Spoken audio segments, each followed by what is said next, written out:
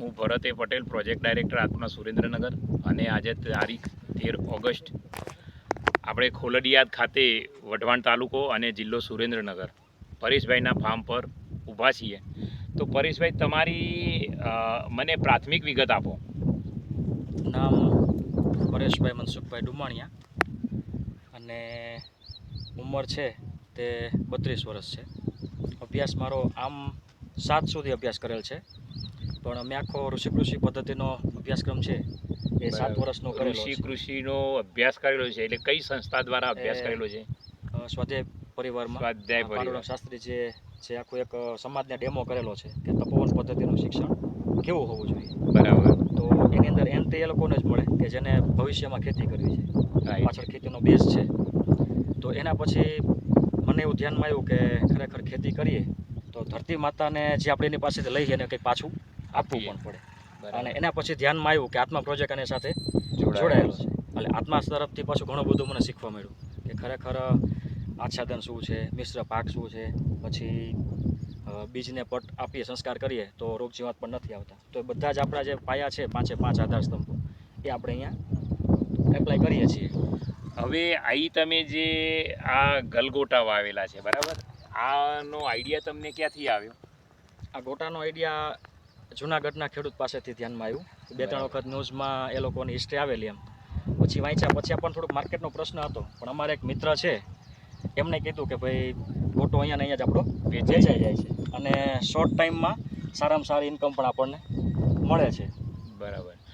આપણે કહીએ તો તમે ગત વર્ષે લગભગ 1000 ગલગોટા વાવ્યા હતા. એકાદ ગુંઠાની અંદર અંદાજિત કેટલી આવક થાય તમારે? એક ગુંઠામાં 10 થી 11 હજાર જેવું થયું હતું. ટોટલ આપણો 1 વીઘો હતો, બરાબર, 10 ગુંઠાનો. બરાબર. એમાંથી આપણો નેટ પ્રોફિટ 1 લાખ હતો. 1,10,000 ગુંઠામાંથી તમારે. બરાબર છે. અને ઉપર 12,000નો ખર્ચો. એટલે આમ જોઈએ 1,12,000નું ઇન્કમ હતી. બરાબર. પણ 12,000 જે રોપાનો ખર્ચો હતો, બરાબર છે, એ આપણે અંદરથી કાઢ્યો એમ. અને આ તમે જે પ્રાકૃતિક પદ્ધતિથી ગલગોટા કરો છો એમાં કોઈ તમને ફરક લાગે છે? હા, 100%. મેં તો ફરક જોયો જ. પણ મારા જે કસ્ટમર વેપારીઓ જે હતા, હા, એ લોકોને પણ ધ્યાને આવતું હતું કે આપણો ગોટો હોય બજારમાં તો ત્યાં સુધી ડિમાન્ડ આપણે રહેતી. એટલે દિવસે એ લોકોના ફોન આવે કે પરેશભાઈ તમારો ગોટો આવશે. એટલે આમ આ ગલગોટો સાઈઝમાં મોટો આવે છે કે બીજી રીતે આકર્ષણ? હા, એક તો દૂધ ગોળ, ગૌમૂત્ર ને છાણ એ છાંટ્યા પછી શાઇનિંગ જે આવવું જોઈએ ને, બરાબર, શાઇનિંગ પ્લસ ગોટાની સાઇઝ એ બંને વધે છે. બરાબર છે. અને 5 થી 6 દિવસ સુધી ફરતા ગામની અંદર બધે ઉત્સવમાં લઈ જતા હતા. બરાબર. તો બધાના લોકોના રિવ્યુ એવા હતા કે તમારો જે માલ આવે એ 3 દિવસ 5 દિવસ રાખીએ ને તો પણ ડિફરન્સ નથી પડતો, એની અંદર દળ નથી થતો, જલ્દી કરમાતો નથી, મૂંઝાતો નથી. એ પ્રાકૃતિકમાં વધારે સારો પોઈન્ટ છે. બરાબર. હવે જુઓ ખેડૂત ભાઈઓ, 10 ગુંઠાની અંદરથી લાખ રૂપિયાની જો ઇન્કમ મળે તો યુવાનોએ ખરેખર બહાર બજારની અંદર નોકરી ગોતવાની જરૂર નથી. આવા જે આપણા સુરેન્દ્રનગર જિલ્લાની અંદર આશાસ્પદ પાકો છે એવા પાકો ઉપર જો ફોકસ કરીએ તો સારી રોજી આપી શકે એવો આ વ્યવસાય છે. ફક્ત જરૂર છે જાતે ખેતરમાં જવાની, પ્રાકૃતિક ખેતીને સમજવાની. અને આ જો આપણે કરીશું તો આજે જે યુવાનોમાં એક ઓધરી દોટ મુકાઈ છે કે નોકરી કરવા માટે શહેરમાં જવું, ગામડામાં રહેવું નહીં, તો આ એક આખું મોડેલ છે. આ યુવાન પરેશભાઈ ખરેખર બહુ સરસ ખેતી કરી રહ્યા છે અને સારી આવક મેળવી રહ્યા છે. તો સુરેન્દ્રનગરના યુવાન જે લોકો છે, ખેતી છે એમને, તો આ વ્યવસાય સાથે જોડેલા રહે. તમે માનો કે શરૂઆતમાં તમારી કેટલી ઉંમર હતી તમે ખેતીમાં આવ્યા? કોલેજનું પહેલું વર્ષ હતું, 19 વર્ષ. 19 વર્ષે ખેતીમાં આવ્યા. બરાબર છે.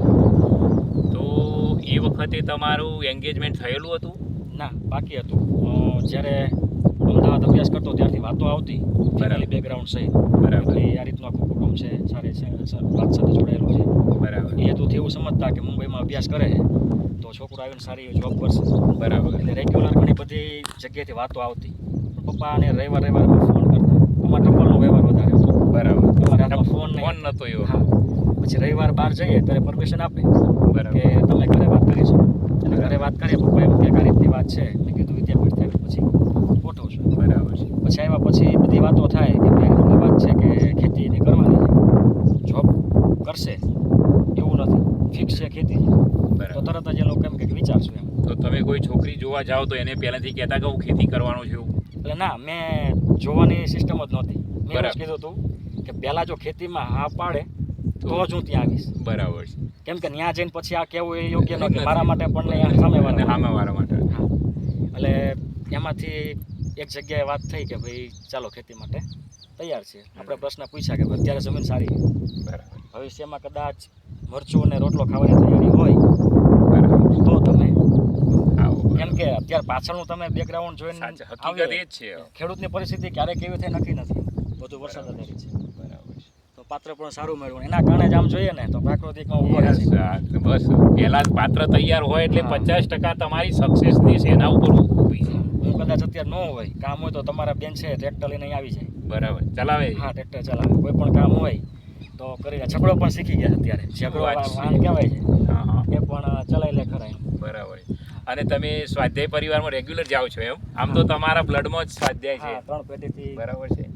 અને તમે આખી ત્યાં જ્ઞાનપીઠ બોમ્બે તમે આખું શિક્ષણ જ ત્યાંનું લીધું છે.